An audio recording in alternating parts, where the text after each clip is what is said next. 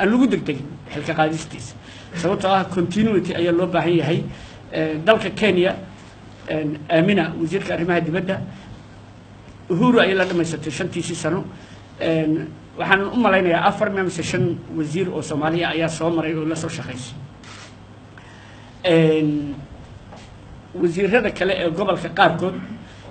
waxaan ogahay wasiir anigu aan ahaa wasiirkii tobnaad ee soo hor fariisto oo yiraahdo Soomaaliya wasiir u ah arrimaha dibadeed oo Axmedna noqon doono kii 11aad marka qofkaas iyo adigu markaad shirarka tagtaan sida ama uu yaqaan isagu ama looga yaqaan iyo adigu isku mid ma noqonaysaa macnaha waxa uu dalkiisa u soo goyn karo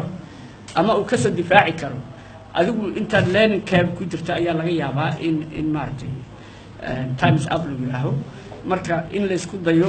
wasaaradaha anu ma sheegi karin marka hore sababtoo ah ana inaan kursi doonanayo loo qaadan karay wasaaradda arrimaha dibadda taliyaha nabad sugidda taliyaha militariga wasiirka gaashaandhigga lama bedelo marka hore laguma degdego magacaabidooda marka ay meesha qabtaana lama bedelo wadamada la dariskaad fiirin kartaan 91 wadamada revolution ka dhaco regionkana taliyaha militariga maalinta qabtay waxa ay hadda sababta dawladdu taliyihii saddexaad oo labana aan bedelnay midna aan ugu nimid ayaan maraynaa 10 bilood hadda aan joogno marka waad qiyaasi kartaa khibradaas iyo aqoontaas marka waa muhiim in wasaaradda gudaheeda laga soo qabto go'aanka ugu weynayna soo maray wuxuu ahaa go'aanka khaliijka go'aankaasna waxaan jeclaan lahaa maadaama saxaafaduna ay joogto dad martiyana ay joogaan iyo dhexdeennaba inaan isla ogaano go'aankaas waa go'aan masiiri ah waa go'aan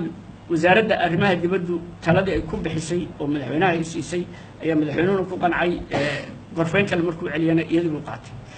go'aankaasina waa go'aan masiiri ah oo dastuuri ah oo dawladda federaalka ah ay xaq u leedahay dawladaha adduunka dal walba xiriirka nagala dhaxeeya ayaan isku qiimeynaynaa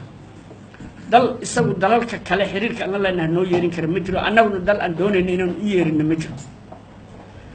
marka arrintaas dal walba oo dalalka khilaaf khuseeyay oo dhan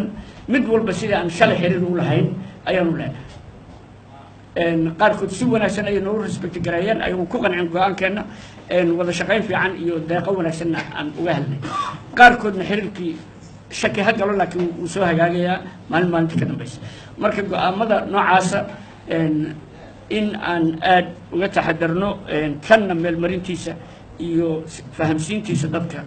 in si wanaagsan looga wada qayb qaato